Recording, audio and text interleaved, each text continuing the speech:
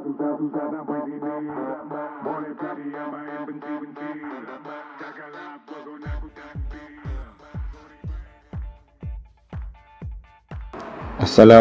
warahmatullahi wabarakatuh dan salam sejahtera murid-murid.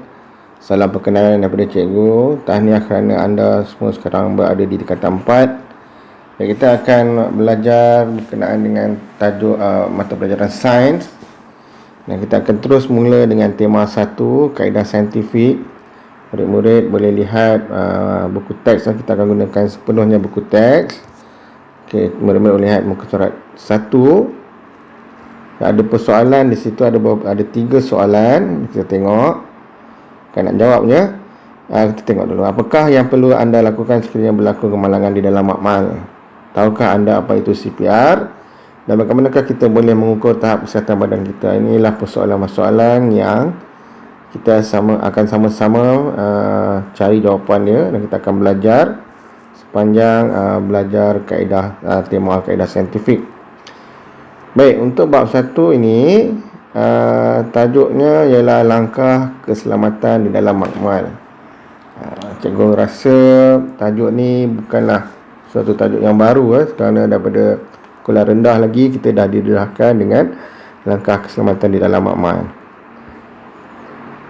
Okey, muka surat 3 ada persoalan lagi. Apakah contoh peralatan perlindungan diri dan fungsi dia?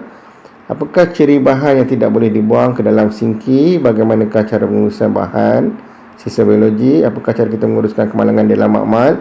Berapakah jenis pemadam kebakaran? Ada 1, 2, 3, 4, ada 5 soalan yang kita perlu jawab sepanjang kita belajar bab 1 ni.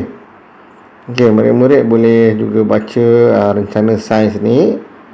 Okey, bagaimana ada situasi sebenar berlaku tumpahan merkuri di dalam makmal sekolah. Okey. Dan apakah yang dilakukan oleh anggota bomba. Okay, mari kita baca. Alright. Dalam bab 1 ini juga secara umumnya murid-murid akan lihat mereka akan belajar tentang peralatan perlindungan diri, pembuangan bahan sisa, macam mana nak buang bahan sisa, dan apakah jenis pemadam kebakaran dan fungsinya. Okey, jom kita teruskan. Baik, hari ini kita lihat subtopik 1.1 peralatan perlindungan diri. Okey, kita berada di muka surat 4. Di sini dah diterangkan anda telah mempelajari peraturan dalam keselamatan dalam makmal di tingkatan 1. So tengok tingkatan 1 dah belajar kan. So sekarang kita semua nak lebih spesifik, lebih advance lah. Okey, demi menjaga keselamatan anda ketika berada dalam makmal, terdapat pelbagai jenis peralatan perlindungan diri yang anda tahu dan perlu digunakan dengan cara yang betul. Jom kita lihat gambar ni. Baik, ini peralatan perlindungan diri dan fungsinya. Okey, kita tengok definisi dulu. Peralatan perlindungan diri ialah kelengkapan yang diperlukan untuk memberikan perlindungan kepada pemakainya daripada bahaya. Ni kan, kita dah pakai baju ni daripada sekolah rendah Kalau tak ada sekolah rendah, sekolah menengah kita dah mula pakai dah baju ni. Okey, jom kita tengok satu persatu. Yang pertama ialah goggle. Yang mana goggle? Ni ialah goggle. Macam cermin mata besar. Okey. Fungsi dia ialah untuk melindungi mata daripada terkena bahan kimia berbahaya seperti asid, bromin, amonia dan logam reaktif. Okey. Ni ialah contoh bahan kimia lah. Okey.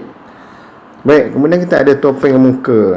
Ni norma baru ni, semua pelajar dah memang tahulah apa maksud topeng muka ni Okey, topeng muka digunakan untuk melindungi hidung dan mulut daripada terhidu bahan kimia yang sengit dan mudah meruap, dan juga melindungi kita daripada debu Okey, so dia melindungi hidung dan mulut, hidu bahan kimia yang sengit dan mudah meruap.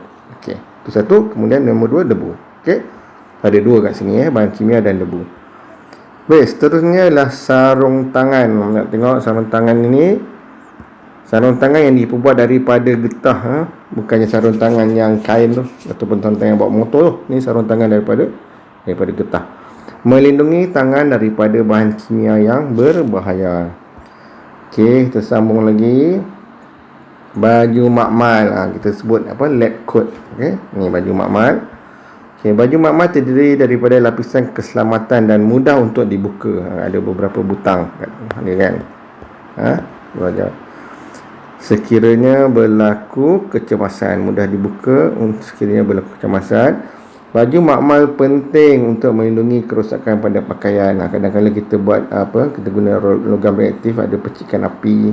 Kita guna benda-benda yang ada percikan, penting untuk melindungi kerosakan pakaian. Asid pun boleh merosakkan pakaian juga. Okey, dan seterusnya ialah kasut bertutup ataupun kasut keselamatan. Pelajar-pelajar biasanya, para murid biasanya akan pakai kasut sekolah kan. Tak boleh pakai slipper. Kasut yang bertutup perlu dipakai ketika berada di dalam makmal. Fungsinya untuk melindungi kaki daripada tumpahan bahan kimia dan serpihan kaca.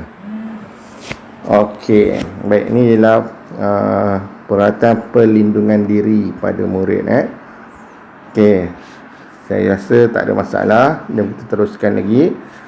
Yang kali ini kita lihat pula peralatan perlindungan diri di dalam makmal. Okey, ini pentinglah. Kadang-kadang ada antara kita yang tak ada makmal di sekolah, ataupun makmal kita taklah sesempurna makmal sekolah lain. Tapi kita kena belajar juga, dan kita kena tahu juga apakah peralatan perlindungan diri dalam makmal. Okey, peralatan perlindungan diri yang disediakan dalam makmal ialah seperti penyiram kecemasan. Mana dia? Yang ni. Okey, nanti kita tengok. Pembilas mata. Ini pembilas mata.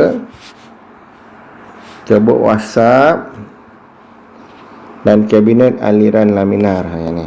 Okey, walaupun terdapat alat-alat perlindungan diri di dalam makmal, setiap kemalangan atau kecederaan dalam makmal perlulah dilaporkan. Ini penting ni. Penting yang sangat. Perlulah dilaporkan dengan segera kepada guru. Jadi kita tengok satu persatu. Kita lihat dulu penyiram kecemasan. Ni. Biasanya dalam sekolah yang baru yang dibuat atas daripada tahun 2000, dia dah memang ada dah. Okey, penyiram kecemasan ni. Dan ada sekolah yang memang walaupun sekolah lama tetapi disediakan juga penyiram kecemasan. Kalau tak ada, kena guna singki lah. Singki memang ada dalam makmal. Baik, penyiram kecemasan digunakan untuk membersihkan dan membilas bahagian badan atau pakaian yang terkena bahan kimia dengan segera. Okey, kalau kena aja berdiri dekat bawah ni, dan terus siram. Okey, supaya dapat membersihkan dan membilas bahagian badan atau pakaian yang terkena bahan kimia. Okey, dekat bahagian bawah dia ada ni. Bahagian bawah dia ada pembilas mata. Ada pembilas mata. Okey, ni pembilas mata. Okey, pembilas mata digunakan untuk membilas dan mencuci mata yang terkena bahan kimia dengan segera. Ni pun dengan segera dah ni. Kecemasan kena perlu cepat. Alright. Itu satu alat yang satu alat yang ada dua sekali fungsi dia. Okey, ada pembilas mata dan penyiram kecemasan. Kemudian kita ada di sekolah juga ada makmal yang disediakan dengan kebok wasap. Okey, biasa terletak di belakang makmal. Okey, kebok wasap digunakan untuk menjalankan eksperimen yang menggunakan bahan yang mudah meruap, yang mudah terbentuknya gas, mudah terbakar, beracun dan mengakis dan berbau. So kita letakkan bahan tu di dalam sini, dan biasanya dia ni boleh ditutup. Ada cermin kaca boleh ditutup. Ni cermin dia kan di atas, boleh turunkan. Okey. Ni ialah kebok wasap. Dan akhir sekali kabinet aliran laminar. Dan ni pun bukan semua makmal ada, tapi kita perlu tahu. Okey. Kabinet ini digunakan untuk mengelakkan kontaminasi. Apa maksud kontaminasi ni? Kontaminasi ni ialah jangkitan, contaminate dalam bahasa Inggeris. Semasa aktiviti berkaitan dengan mikrobiologi dijalankan. Okey, yang kita nak gunakan bakteria, kita takut patogen dan sebagainya. Jadi tak mahu jangkitan berlaku, so kita buat jalankan mali itu di dalam kabinet aliran laminar. So murid-murid kena tahu ada 4: penyeram kecemasan, pemilas mata, kebot WhatsApp dan kabinet aliran laminar. Okey, kita tak mau banyak-banyak, cukup setakat ini saja untuk video yang pertama ni. Cikgu harap murid-murid dapat sebar-sebarkan kepada rakan-rakan yang lain supaya semua dapat manfaat bersama, dan dapat subscribe serta like channel cikgu. Okey, bye.